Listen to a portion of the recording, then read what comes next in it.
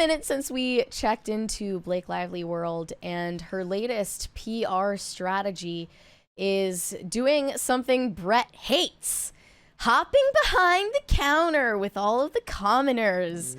She went to a bakery in Connecticut that allegedly is run by a friend of hers, and she hopped behind the counter and started baking donuts. Take a picture. Take a picture. Look at me. Massive smile on her face. Look at me feeding the pores. Look at how happy she is. Look at how down to earth she is.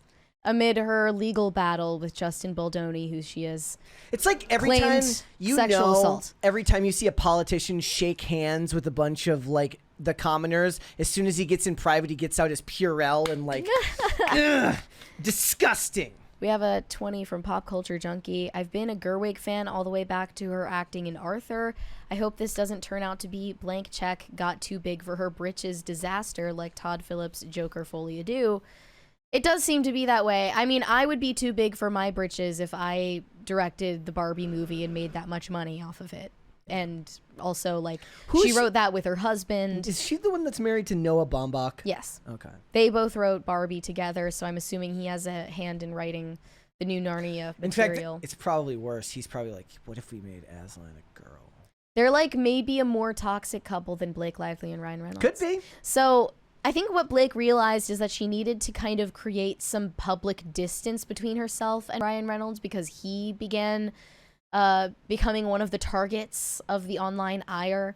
And even recently you mentioned, what? This comment says, this feels like the donut outing that the VP took when he didn't know how to order a donut. Oh my gosh, yes. Yes! No. Like, look. That's literally it. There's no, but it's hilarious how good JD Vance is at like doing the actual political stuff, but he doesn't human very well. Can you effing imagine if it's Blake Lively's, she's doing a Bill Murray, she's making the donuts, and then JD Vance walks in with Secret Service. And I don't know. Like, what's good? Blake is like, so what do you want? I don't know. Whatever works. And he's like, whatever makes sense. Yeah, I don't know. But yeah, she posted on her Instagram saying, baking with genius food friends and their kitchen mixer the size of a car. This is what my happy place looks like. Wait, didn't they like the health department get called because her hair was down? Did you see that? Her hair is down. Yeah, That's true. The health department got called. I saw it yesterday. Yeah, well, I bet her like she just her leaves. fans She want leaves her destruction and just in her wake everywhere she goes. Her fans want Blake Lively hair donuts, though. Like they do.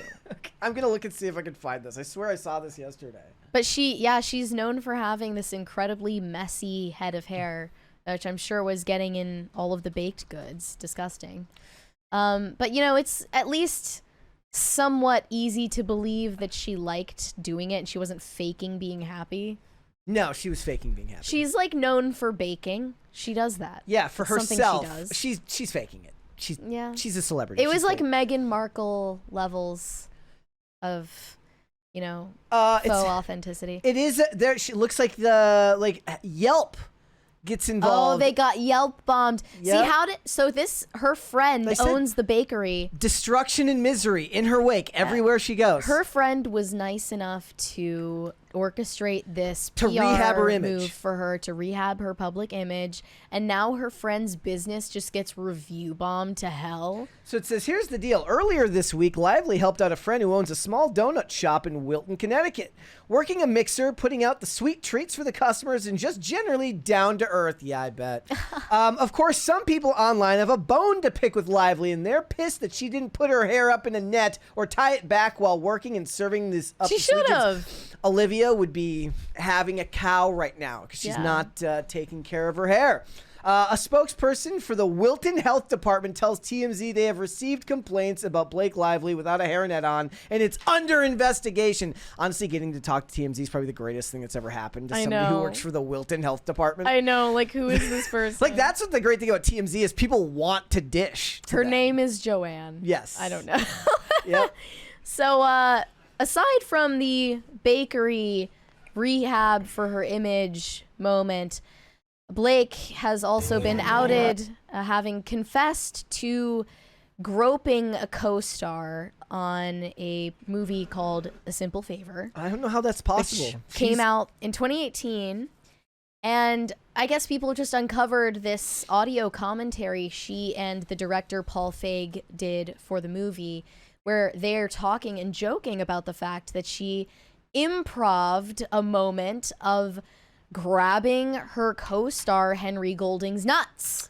Just completely unscripted. She added She that was in the moment. in the moment to, because it just felt like what her character would do. So I want to play the audio where she confesses to doing this exactly the way she has accused Justin Baldoni of improving intimate scenes with her. Where's the what time? At the beginning. Just the very beginning. Okay.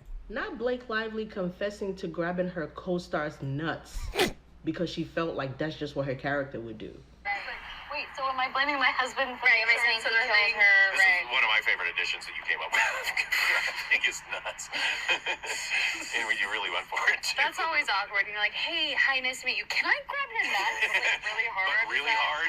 Not because I want to, because I feel like she would. Remember we kept going like, can you, I kept going, can you do it harder? Yeah, and that was my tip of the hat to baby Jane Hudson. Yes. When she's spinning on the beach at the end. Oh, it's so great. Those audio commentaries will get you every time. Yeah, she got. So, okay. I want to first off say, like, she accused Justin Baldoni of improving something much less invasive, kissing her on the neck in the middle of a slow-mo dance sequence.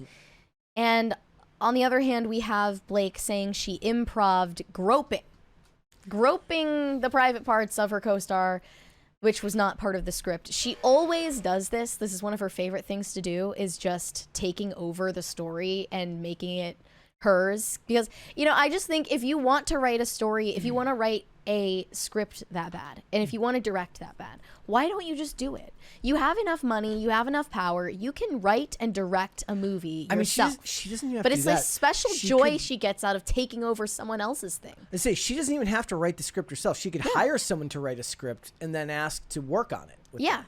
Yeah, exactly. But that no. but that would still be her working on her own project, That which takes wouldn't the be fun. thrill out of it, because it's about hijacking for her. Yep.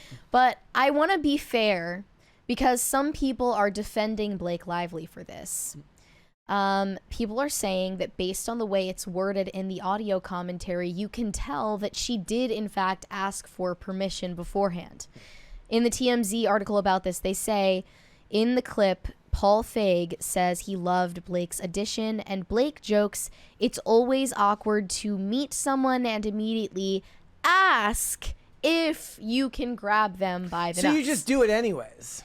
So, but she's saying she allegedly did ask beforehand before adding this into the script of A Simple Favor, because otherwise she would just be admitting that she violated this man. Because he's like, well, I needed to know so that I could go get a nut cup to put on before she went and did it. Now, even if she hadn't asked for permission and did it anyway, I doubt anyone would have kicked up a fuss, even in the post-Me Too era. This was being filmed in 2017, I believe, which is a crazy time for Hollywood.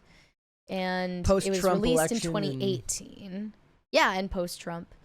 So she did ask for permission to add something to the script that wasn't there beforehand. Yep. That's all. Yeah. I mean, it doesn't matter. It still comes across as like you clearly. It comes across as hypocritical. Yes, it does. It doesn't matter if she asked beforehand. Yeah. Because she's acting like she is this innocent little, like, Mennonite woman who is scandalized by Justin Baldoni, like, smelling her on the neck. Yeah. When they're, like, doing actual, like, intimacy scenes in It Ends With Us. And she's acting weird. like she's never done a sex scene before. It's just weird because it's not like anybody is surprised by any form of like sexual behavior in Hollywood. So when you pretend like it's somehow shocking and new, people find it as just a tad inauthentic, given the state of the industry. Well, here's another thing. Blake and Ryan Reynolds are both known, and we've talked about this, for having extremely raunchy senses of humor, and they make it part of their brand to make a lot of sex jokes and lots of sexual innuendo, gag humor. Like, the time when she admitted she made a cake for her son in the shape of her boobs. Yeah. And Ryan joking on a late night show about showing his dad his dick pics. Yeah. Things like that. They are known for this. And Ryan Reynolds in Deadpool and Wolverine added a scene for his 7-year-old daughter. I just found out that Bruce Willis's daughters all still take baths together, so I guess Hollywood is just a weird place. This is worse. Ryan Reynolds' daughter, Inez, was cast as Kid Pool in Deadpool and Wolverine. And there is a line she's supposed to deliver in that role where she refers to Wolverine's dick and balls in your mouth. Yeah. And they admitted that this was his child in the scene, despite the fact she was in a mask. It could have been anyone. Yeah. You could have had a voice actor. You could have done AI. Literally, you'd have AI you can do any of those things. No line. But the reality is, and he admitted this, his daughter felt uncomfortable with delivering the line.